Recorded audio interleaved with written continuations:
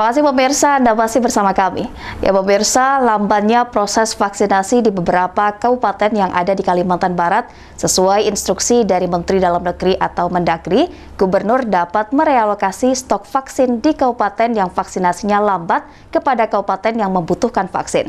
Nantinya stok vaksin yang telah terpakai akan diisi kembali dari Kementerian Kesehatan. Untuk mengetahui jumlah stok vaksin yang ada di tiap kabupaten kota di Kalimantan Barat dapat diakses melalui sistem aplikasi Smile. Setiap kabupaten kota yang telah gencar melaksanakan serbuan vaksinasi COVID-19 akan terpantau secara akurat dari mulai stok vaksin hingga vaksin yang habis digunakan. Menurut Gubernur Kalimantan Barat, Sutarmiji, lambatnya beberapa kabupaten melaksanakan serbuan vaksinasi COVID-19 seperti di Kabupaten Kapuas Hulu, membuat stok vaksin mereka masih tersedia. Sesuai dengan instruksi Mendagri, Gubernur berhak merealokasi vaksin tersebut kepada kabupaten yang membutuhkan. Karena banyaknya daerah yang lamban dalam melakukan vaksinasi, Menteri Dalam Negeri membuat instruksi, salah satu memberi kewenangan pada Gubernur untuk merealokasi vaksin-vaksin dari kabupaten kota yang masih banyak tersedia ke kabupaten kota yang membutuhkan. Nah, kalau kenapa Pontianak, mungkin ada persepsi, bentang-bentang dulu mantan wali kota Pontianak, lalu wali kota Pontianak dapat tanya. Nah, Pontianak itu target nasional seluruh ibu kota provinsi itu sudah mencapai 70% akhir Oktober. Nah, kebetulan Pontianak itu cepat vaksinasinya.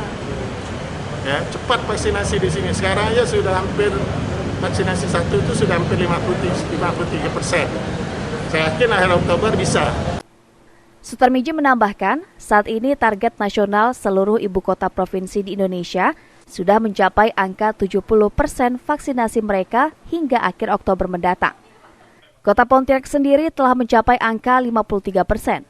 Sedangkan pengiriman vaksin dari Kemenkes sudah datang 2 hari lalu sebanyak 406.000 vial vaksin yang akan didistribusikan ke kabupaten kota di Kalimantan Barat. Dari Pontianak, Barlian Pasore, iNews melaporkan.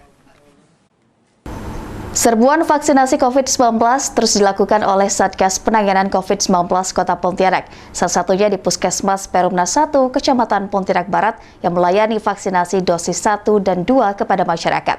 Vaksinasi terus dilakukan guna mempercepat target sasaran vaksinasi kepada masyarakat.